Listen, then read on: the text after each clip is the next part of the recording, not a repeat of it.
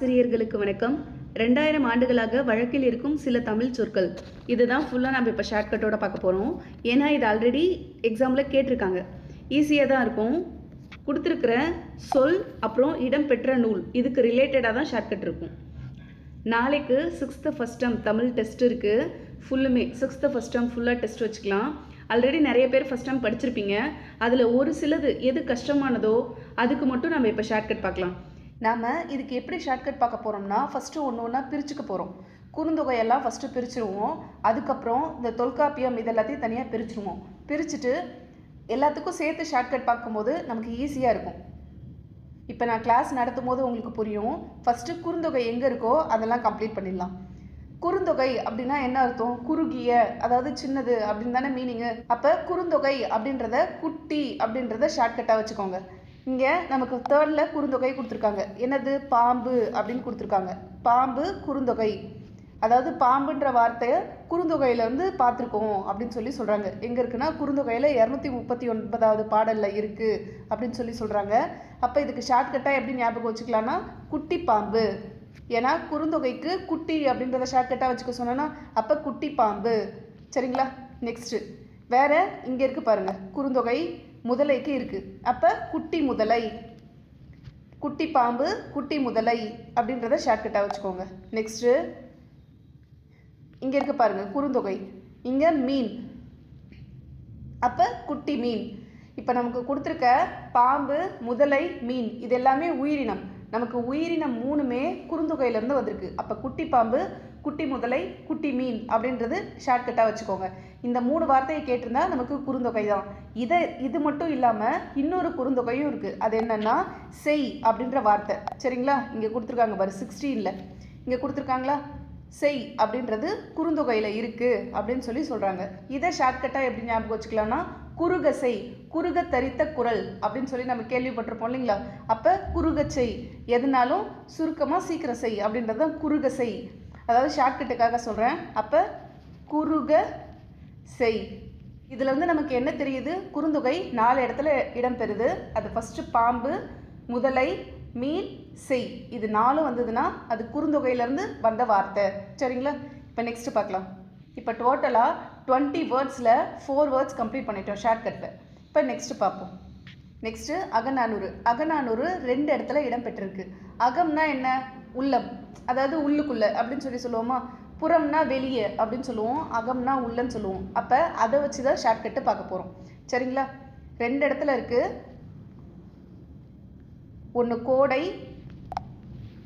இன்னொன்று மருந்து. கோடை மருந்து இது 2 மட்டும்தான் அகநானூரில் வருது. அப்போ கோடை அப்படின்னு இருக்குங்களா, இதை ஷார்ட்கட்டாக எப்படி ஞாபகம் வச்சுக்கலாம்? ரொம்ப வெயில், அதாவது கோடையில் தான் ரொம்ப வெயில் அதிகமாக இருக்கும். அப்போ யாரும் வெளியே வரமாட்டாங்கல்ல. அகம்னா உள்ளார, அகம்னா மனசு சொல்லுவாங்க.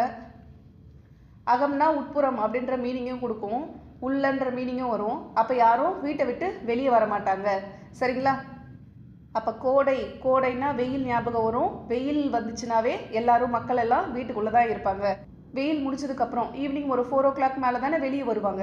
நியூஸ்லேயுமே அப்படி தான் சொல்லுவாங்க, ஈவினிங்காக வெளியே வாங்க அப்படின்னு சொல்லிட்டு. இப்போ நெக்ஸ்ட்டு மருந்து. மருந்து 2 இடத்துல இருக்குது. ஒன்று அகநானூர்லேயும் இருக்குது, இன்னொன்று திருக்குறள்லேயும் இருக்குது. சரிங்களா?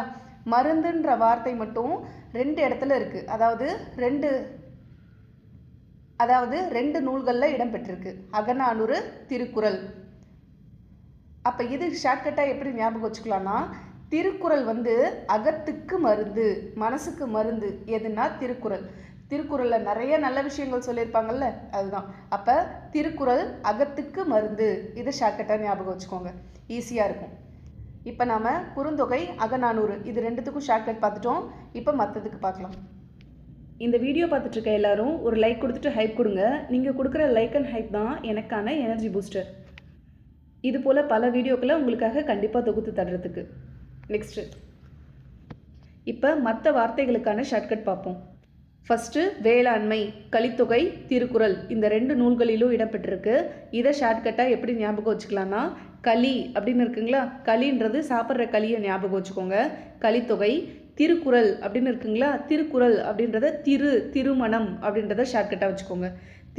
திருமணம்.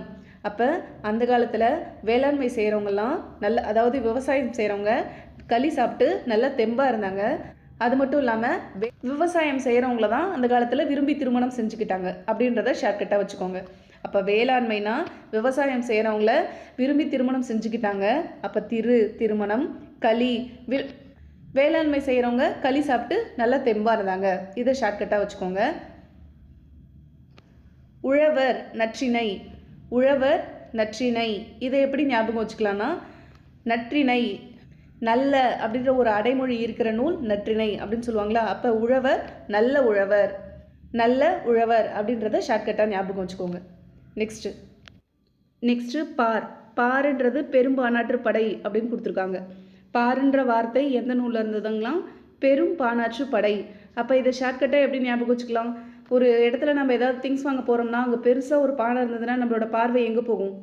அந்த பானை கிட்ட தான் போகும். அப்போ பெரும் பானாற்று அப்படின்றத பெரிய பானை அப்படின்றத ஷார்ட்கட்டாக வச்சுக்கோங்க. அப்போ பார் பெரிய பானை, பெரும் பானாற்று படை. ஈஸியாக இருக்குங்களா? இப்போ நாம் தொல்காப்பியம் பார்க்கலாம். தொல்காப்பியத்தில் மொத்தமாக 3 அதிகாரம் இருக்குது, 27 இயல்கள் இருக்குது. சரிங்களா? இது நம்ம ஹையர் கிளாஸ் புக்கில் பார்ப்போம். ஐ திங்க் 8th 9th வரும்னு நினைக்கிறேன். தொல்காப்பியத்தில் 3 அதிகாரம் இருக்குது, 27 இயல்கள் இருக்குது. இந்த 27 இயல்களில் சில இயல்களில் மட்டும் ஒரு சில வார்த்தைகள் வந்திருக்கு அப்படின்னு சொல்லி இங்கே குறிப்பிட்டிருக்காங்க. அதில் குறிப்பிட்டு சொல்லணும்னா தொல்காப்பியம் கிளவியாக்கம் அப்படின்ற இயல் 3 இடத்துல இடம்பெற்றிருக்கு. அது என்னதுன்னா, இங்கே உலகம் கொடுத்துருக்காங்க பாருங்கள். உலகம் தொல்காப்பியம் கிளவியாக்கம் அப்படின்னு கொடுத்துருக்காங்க. நெக்ஸ்ட்டு உயிர் தொல்காப்பியம் கிளவியாக்கம். நெக்ஸ்ட்டு ஒளி தொல்காப்பியம் கிளவியாக்கம். அப்போ தொல்காப்பியத்தில் கிளவியாக்கம் அப்படின்ற இயலில் 3 சொற்கள் இடம்பெற்றிருக்கிறதா சொல்லியிருக்காங்க. அந்த 3 சொற்கள் என்னது? உலகம், உயிர், ஒளி. சரிங்களா? இப்போ இது 3த்துக்கும் ஒரே ஷார்ட்கட்டாக வச்சுப்போம். இது 3மே தொல்காப்பியம் நூலில் இடம்பெற்றிருக்கு. எங்கன்னா கிளவியாக்கம் அப்படின்ற இயலில். இப்போ உலகம், உயிர், ஒளி. இந்த ஒளியை ஞாபகம் வச்சுக்காதீங்க. ஒளினா லைட்டு அப்படின்ற மாதிரி ஷார்ட்கட்டாக வச்சுக்கோங்க. உலகம், உயிர், ஒளி இது 3மே யார்? எங்கள் கிளவி தான். கிளவியாக்கம் வருதுங்களா? அப்போ தொல்காப்பியத்தில் கிளவியாக்கம். எங்கள் ஆயா தான், எனக்கு உலகமும் அவங்க தான், உயிரும் அவங்க தான், எனக்கான ஒளியும் அவங்க தான் அப்படின்றத ஷார்ட்கட்டாக ஞாபகம் வச்சுக்கோங்க. நம்மளோட ஆயா, நம்மளோட பாட்டி அப்படின்னு சொல்லுவாங்க இல்லைங்களா? அது இவங்க, அதாவது கிளவியாக்கம்னு வர்றதுனால இந்த ஷார்ட்கட் சொல்லியிருக்கேன். சரிங்களா? இந்த கிளவியாக்கம் எங்கே இருக்குது? தொல்காப்பியத்தில் இருக்குது. எங்கள் பாட்டிக்கு காப்பி ரொம்ப பிடிக்கும், தொல்காப்பியம் காப்பின்னு வருதுங்களா? அப்படியும் வச்சுக்கோங்க. பாட்டிக்கு காப்பி ரொம்ப பிடிக்கும். அப்போ உலகம், உயிர், ஒளி. ஒளினா லைட்டை ஞாபகம் வச்சுக்கோங்க. இது 3ம் உங்களுக்கு ஈஸியாக இருக்கும். இப்போ இந்த உலகம் அப்படின்ற வார்த்தை தொல்காப்பியத்தில் மட்டும் இடம்பெறல, திருமுருகாற்று படை அதுலேயும் இடம்பெற்றிருக்கு. இதை எப்படி ஞாபகம் வச்சுக்கலாம்? முருகர் தானே உலகத்தை சுற்றி வந்தார். விநாயகர் அம்மையப்பனை சுற்றி வந்துட்டு மாம்பழத்தை வாங்கிட்டாரு. அப்போ முருகர்னாவே அவர் உலகத்தை சுற்றி வந்தவர்ன்றது நமக்கு தெரியும். அப்போ இதை ஞாபகம் வச்சுக்கோங்க ஷார்ட்கட்டாக. அப்போ திருமுருகாற்று படை அப்படின்றது முருகரை குறிக்கும். அப்போ உலகம்னா தொல்காப்பியம், நம்ம பாட்டியும் ஞாபகம் வரணும். காஃபி குடிப்பாங்க, கிளவியாக்கம், நமக்கு உலகமே பாட்டி தான். நெக்ஸ்ட்டு முருகரும் உலகத்தை சுற்றி வந்தார். இது ஈஸியாக உங்களுக்கு ஞாபகம் வந்துடும். நெக்ஸ்ட்டு திருக்குறள், அதாவது உயிர்ன்ற வார்த்தை தொல்காப்பியம் கிளவியாக்கம் மட்டும் இல்லை, திருக்குறள் அதுலேயும் இடம்பெற்றிருக்கு. அதை எப்படி ஞாபகம் வச்சுக்கலாம்? திருக்குறள் நமக்கு உயிர் போன்றது. உயிர் திருக்குறள் தமிழர்களுக்கு உயிர் போன்றது அப்படின்றத ஞாபகம் வச்சுக்கோங்க. அப்போ இங்கேயும் உயிர் தொல்காப்பியம் கிளவியாக்கத்துலேயும் இருக்குது, திருக்குறள்லேயும் இருக்குது. நெக்ஸ்ட்டு ஒளி, நமக்கு இங்கே கொடுத்துருக்காங்க பாருங்கள் ஒளி. இந்த லீயை ஞாபகம் வச்சுக்க சொன்னேன்னா தொல்காப்பியம் கிளவியாக்கத்தில் மட்டும்தான் இருக்குது ஒளி. அப்போ இது உங்களுக்கு ப்ராப்ளம் இல்லை. அப்போ உலகம், உயிர் இது 2த்தையும் மட்டும் பார்த்துக்கோங்க. அது எங்கே வரணும்? உலகம்னா முருகர் வந்துருவார். அதே சமயம் உயிர்னா திருக்குறள் நமக்கு உயிர் போன்றது அப்படின்றது ஞாபகம் வரணும். நெக்ஸ்ட்டு பார்க்கலாமா? நெக்ஸ்ட்டு அவங்க கொடுத்துருக்கிறது கொஞ்சம் இன்ட்ரெஸ்டாக இருக்கும், ரிலேட்டபிளாகவும் இருக்கும். அதாவது அன்பு தொல்காப்பியம், களவியல், திருக்குறள். அதாவது அன்புன்ற வார்த்தை தொல்காப்பியத்தில் களவியலில் இருக்குங்களாம், திருக்குறளில் இருக்குங்களாம். இதை எப்படி ஞாபகம் வச்சுக்கலாம்? அன்பு அப்படின்றது தொல்காப்பியம், களவியல். இங்கே களவியல் அப்படின்றது களவுன்னு மீனிங் வருதுங்களா? களவுனா திருடுதல் அப்படின்ற மீனிங்கும் இருக்குது. ஆனால் இந்த இடத்துல அது வராது. களவு அப்படின்னா என்னென்னா பண்டைய தமிழர்களோட அக வாழ்வியலை களவு அப்படின்ற ஒழுக்கத்தை பற்றி, அதாவது அவங்களோட காதல் ஒழுக்கத்தை பற்றி தொகுத்து கூறியிருப்பாங்க. அதுதான் திருக்குறள்லையுமே இருக்கு இல்லைங்களா? அறத்துப்பால், பொருட்பால், இன்பத்துப்பால் அப்படின்னு சொல்லிட்டு 3 பிரிச்சிருப்பாங்க. அதில் கற்பியல், களவியல் இதெல்லாமே இருக்குது. இந்த இடத்துல தலைவன் தலைவியோட ஒழுக்கத்தை பற்றி குறிப்பிடுறதா இது அமைஞ்சிருக்கும். அப்போ அன்புன்றது தானே அதுக்கு பேசிக்கே. அப்போ அன்பு அப்படின்றது தொல்காப்பியம் களவியலில் இருக்குது. திருக்குறள்லையுமே இந்த வார்த்தை இடம்பெற்றிருக்கு அப்படின்னு சொல்கிறாங்க. அப்போ அன்புன்றதை பார்த்தாவே இது உங்களுக்கு ஞாபகம் வந்துடும். நெக்ஸ்ட்டு மகிழ்ச்சின்னும் அதே போல தான். மகிழ்ச்சி எங்கே இடம்பெற்றிருக்கான்? தொல்காப்பியத்தில் கற்பியல் அப்படின்னு சொல்லி கொடுத்துருக்காங்க. இந்த களவியல் கற்பியல் அப்படின்னா என்னென்னா, களவியல் அப்படின்றது திருமணத்துக்கு முன்னாடி அவங்க வாழ்க்கையில் இணையிறது. அப்போ அந்த இடத்துல அன்பு இருக்கும் அப்படின்றது நமக்கு ஞாபகம் வரும். நெக்ஸ்ட்டு கற்பியல் அப்படின்னா திருமணத்துக்கு பிறகு அவங்களோட ஒழுக்கம் சார்ந்த வாழ்க்கை, அவங்க அந்யோன்யமாக வாழ்கிறது, அதுதான் கற்பியல். இங்கே மகிழ்ச்சி அப்படின்னு கொடுத்துருக்காங்க. ஆக்சுவலாக இந்த களவியல் கற்பியல் இதுக்கு நான் தெளிவாக படிச்சுட்டு தான் நான் இப்போ உங்களுக்கு மீனிங் சொல்கிறேன். இப்படி தான் கொடுத்துருக்காங்க மீனிங்கும். அப்போ தொல்காப்பியம் கற்பியல் இது திருக்குறள்லையும் இருக்குது. திருக்குறளில் இருக்கிற 3 அதிகாரங்களில் ஒரு அதிகாரத்தில் இந்த களவியல் கற்பியலை பற்றி டீட்டெயிலாக கொடுத்துருப்பாங்க. நெக்ஸ்ட்டு புகழும் தொல்காப்பியத்தில் தான் இருக்குது. வேற்றுமை இயல் அதில் கொடுத்துருக்காங்களா அந்த வார்த்தை. அப்போ புகழ் தொல்காப்பியம் வேற்றுமை இயல். இதை எப்படி ஷார்ட்கட்டாக ஞாபகம் வச்சுக்கலாம்? வேற்றுமை பாராட்டக்கூடாது. ஒருத்தவங்களை புகழ்கிறதுக்கு வேற்றுமை பாராட்டக்கூடாது. அவங்க உயர்ந்தவங்க தாழ்ந்தவங்க வேறு மதத்தை சேர்ந்தவங்க அந்த மாதிரிலாம் வேற்றுமை பார்க்காம எல்லாரையும் புகழணும் அப்படின்றத ஷார்ட்கட்டாக ஞாபகம் வச்சுக்கோங்க. நல்லது பண்ணால் புகழ்கிறதுல தப்பு இல்லை. அப்போ வேற்றுமை பாராட்டாமல் எல்லாரையும் புகழணும், அதுதான். நெக்ஸ்ட்டு அதே இது தொல்காப்பியத்தில் புறத்திணையியல் இதில் செல்லுன்ற வார்த்தை கொடுத்துருக்காங்களாம். செல் தொல்காப்பியம் புறத்திணையியல். இதை எப்படி ஞாபகம் வச்சுக்கலாம்? புறத்தே செல், சரிங்களா? புறத்தே செல் இப்படின்றத ஞாபகம் வச்சுக்கோங்க. அப்போ இந்த வார்த்தையை ஞாபகம் வச்சுக்கிட்டிங்கன்னாவே போதும். செல், புறத்தே செல் தொல்காப்பியத்தில் இருக்குது. லாஸ்ட்டாக என்ன கொடுத்துருக்காங்க? முடி தொல்காப்பியத்தில் வினை இயலில் இருக்குது. இதை எப்படி ஞாபகம் வச்சுக்கலாம்? கேர்ள்ஸ்க்கெல்லாம் இப்போ நமக்கெல்லாம் முடி அதிகமாக இருக்கும்போது நம்ம ஃப்ரெண்ட்ஸு சொல்லுவாங்கல்ல, உனக்கு முடி ரொம்ப அதிகமாக இருக்குப்பா, கீழே கொஞ்சமாக ட்ரிம் பண்ணினா பார்க்கறதுக்கு இன்னும் அழகாக இருக்கும் அப்படின்னு சொன்னால் நம்ம என்ன சொல்லுவோம்?